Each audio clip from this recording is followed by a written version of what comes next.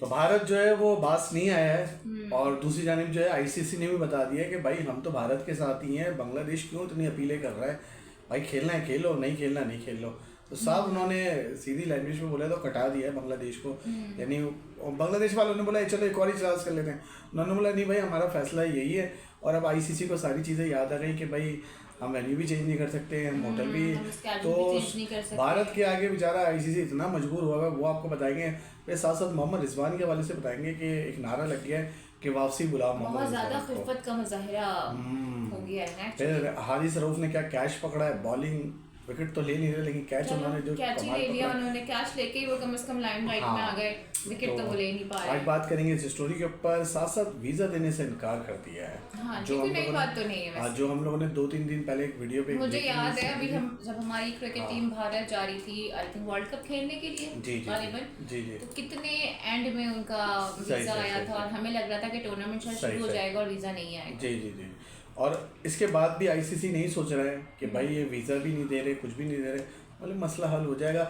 आप एक काम करें, इन खिलाड़ियों की जगह दूसरे खिलाड़ी ले आए। कमर्शियल वैल्यू है ना, पैसे हैं, कमर्शियल वैल्यू है, तो जाहिर है आईसीसी का झुकाव कहाँ है। मैं ये कह रहा हूँ कि आईसीसी ने बांग्लादेश को तो हरी झंडी दिखा दी, इनको भी दिखा दी है, इनको बोले मसला नहीं है, वीज़ा नहीं मिल रहा ना, आप दूसरे खिलाड़ी लिए सोचे आप, यानी ये भी अपने मेन खिलाड़ी बाहर बिठा दे।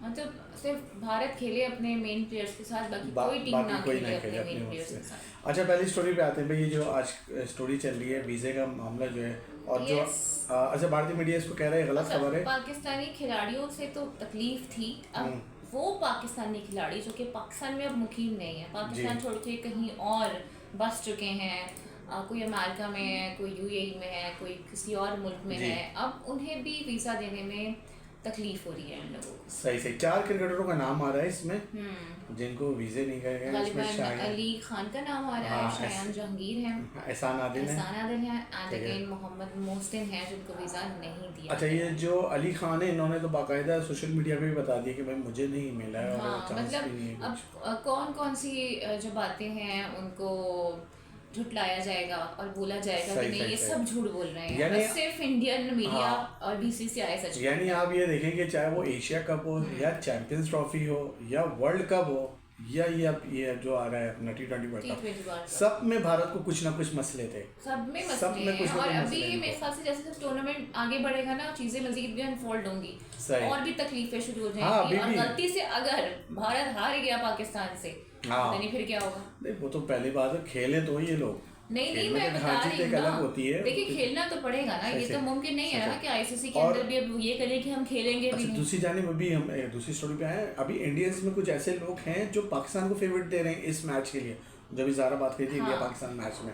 अच्छा दूसरी जानिब तो भाई एक तो ये आईसीसी ने इस पर भी तो कुछ नहीं करा, बाकी जो बांग्लादेश का इजलास हुआ है इसके हवाले से क्या अपडेट है? बांग्लादेश का इजलास जनाब हुआ है और आईसीसी के साथ उनके डायलॉग्स हुए हैं, लेकिन डेडलॉक की कैफियत अब बरकरार है।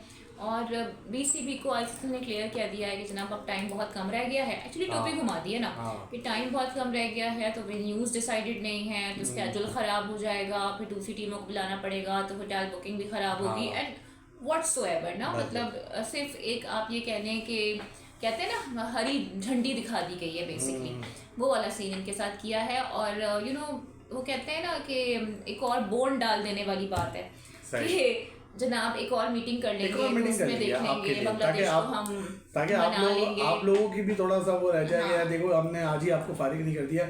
लेकिन बात ये है, सवाल ये है कि अगर कोई और क्रिकेट बोर्ड होता तो क्या आईसीसी मानना पड़ता, मेरे फिर तो आईसीसी मानना पड़ता। और अभी ये जो डेडलॉक आया है, ये जो बांग्लादेश और इंडिया में जो पॉलिटिकल टेंशन है ना बेसिकली, ये उसकी वजह से आया। और बच्चे को पता है, तमाम टीम्स के जो दीगर टीम्स हैं उनके हर खिलाड़ी को पता होगा कि इस वक्त बांग्लादेश और इंडिया के दरमियान मसला क्या है और उसका खुमियाजा T20 वर्ल्ड कप में। अच्छा बांग्लादेश के कुछ सहाफ़ियों को यहाँ ये बात कर रहे हैं कि यार जब इंडिया पे ये चीज़ें आई थी तब आपको ये टिकट वेन्यू सब कोई मसला नहीं था, जब तो आप कह रहे थे कि चैंपियंस ट्रॉफी हम रातों रात भारत में करवा लेंगे, पाकिस्तान की ज़रूरत ही नहीं है, और अब आप ये चीज़ कर रहे हो। यानी ये देखें ना, दोगलापन तो है और ये शुरू से है, लेकिन इन हरकतों के बाद ये चीज़ अब मज़ीद भी एक्सपोज हो गई है। सही कि अब वही वाली बात है जो कि ऑस्ट्रेलियन प्लेयर्स ने कहा था, आईसीसी कहें या बीसीसीआई कहें, एक ही बात है। एक ही बात है। अच्छा भाई, तनवीर अहमद पीछे नहीं हटे।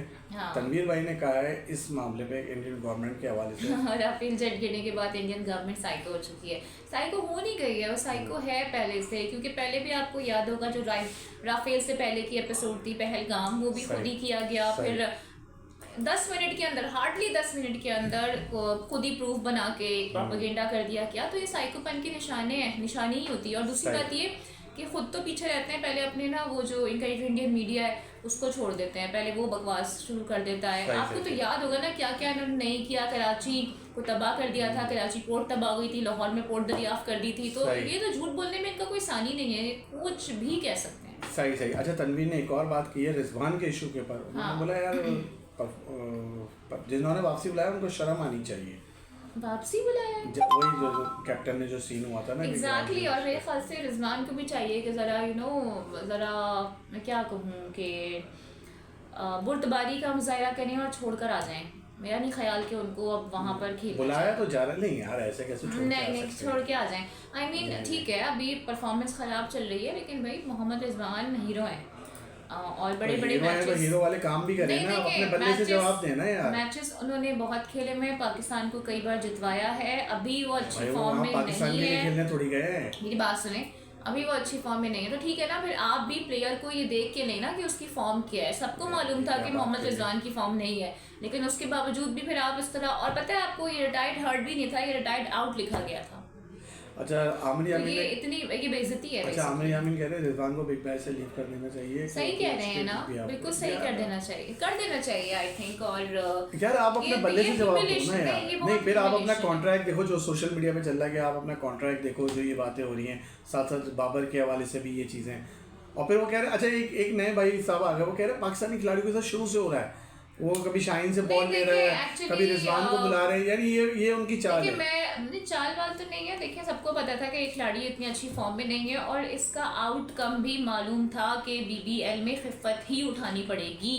तो मेरे ख्याल से जिन फ्रेंचाइजेस ने इनको रखा उनको भी नज़र डालनी चाहिए थी। खाली अगर आप स्टारडम की बेसिस पर रखेंगे प्लेयर्स को, तो फिर यही नतीजा होगा जो कि अब इन फ्रेंचाइजों को भुगतना पड़ रहा है। लेकिन इसका हरगिज़ ये मतलब नहीं है, अगर आपने भेज दिया खेलने के लिए तो फिर खेलने दें आखिर में। और उस प्लेयर ने भी क्या कर लिया आखिर में रिजवान की जगह आके, मुझे ये बताएंगे जरा। यार वो जो भी हो, लेकिन आप तो क्रिकेटर हो ना, आप तो अपने बैट से जवाब दो ना। नहीं है ना, फॉर्म नहीं है तो क्या जवाब दे, वो एक अलग चीज है। फॉर्म नहीं है तो क्या जवाब दे, इसका मतलब फॉर्म नहीं है तो आप ह्यूमिलेट करेंगे इस तरह से बुला के। तो ये क्या, मुझे ये बताओ, ये क्या पहले खिलाड़ी हैं हिस्ट्री के जिनको वापसी बुलाया गया है, जो इतना शोर हो रहा है? भाई हमारे मुल्क का तो बड़ा खिलाड़ी है ना यार, हम तो फील करेंगे। जवाब देना भाई, बैट से जवाब दे। बैट से क्या जवाब दे तो रहे 23 बॉलों पे 26 रन। कप्तान ने ये सोच के थोड़ी भी करा था कि यार ये पाकिस्तानी है, चलो मैं इसको वापसी बुला लूं, या कोच ने ये थोड़ी कहा था। वो अपने गेम पे ध्यान दे रहे थे ना। अब ये चीज़ भी तो चेक करो। नहीं तो गेम पे ध्यान इतनी देर में क्यों दिया उन्होंने? और वैसे भी उनकी टीम में बहुत कोई अच्छा स्कोर तो नहीं किया था कि रिजवान की बेइज्जती करनी थी उन्होंने। नहीं तो रिजवान की परफॉर्मेंस नहीं देख रही आप?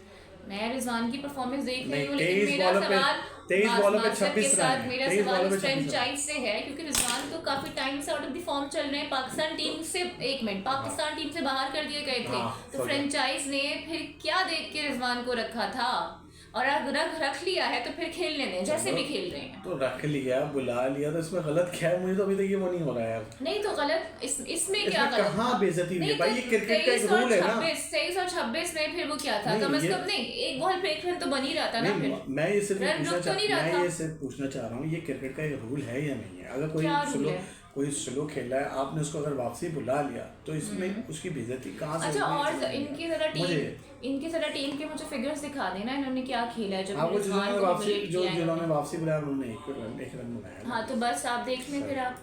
चलो अब थोड़ी सी हारिस रऊफ की बात कर लें। उन्होंने क्या शानदार कैच पकड़ा है, ठीक है। कोई वो बाबर के आउट होने पर हंस रहा है, राइट? कोई शाहीन से बॉल छीन रहा है, कोई तो हारिस भाई का आप लोग रिकॉर्ड लगा मौका दे रहा है, दो कोई ना। मोहम्मद रिजवान का रिकॉर्ड लगा रहा है, उनको वापस बुला रहा है, तो ह्यूमिलेट किया जा रहा इन है। लोगों के किसी ने हाथ बांध दिए नहीं हैं, तो जाके आप परफॉर्म इनको करें। रखते ही नहीं ना, अगर आपको इतनी तकलीफें थी उन वाह तमाम यार। फ्रेंचाइज को जिनको तकलीफें हो रही हैं अब, तो वो इनकी प्रीवियस यानी परफॉर्मेंसेस को ये देखते। अच्छा है कि आप कोई भी लीग होगी बोले नहीं भाई हमने पाकिस्तान को बुलाने नहीं, वो फॉर्म में ही नहीं। हाँ तो ठीक है ना बुलाएं फिर ना, लेकिन ऐसे ह्यूमिलेट नहीं करें हमारे भाई players को। क्रिकेटर है, फॉर्म नहीं करेगा, लोग बात करेंगे, हम लोग भी तो यहाँ बैठ के बात करते हैं, अच्छा खेला बुरा खेला, इसको होना चाहिए इसको नहीं होना चाहिए। भाई तो और लोगों की परफॉर्मेंस भी तो देखें ना, वहाँ कौन से कोई छक्के चौके लग रहे हैं या सेंचुरियां स्कोर हो रही हैं।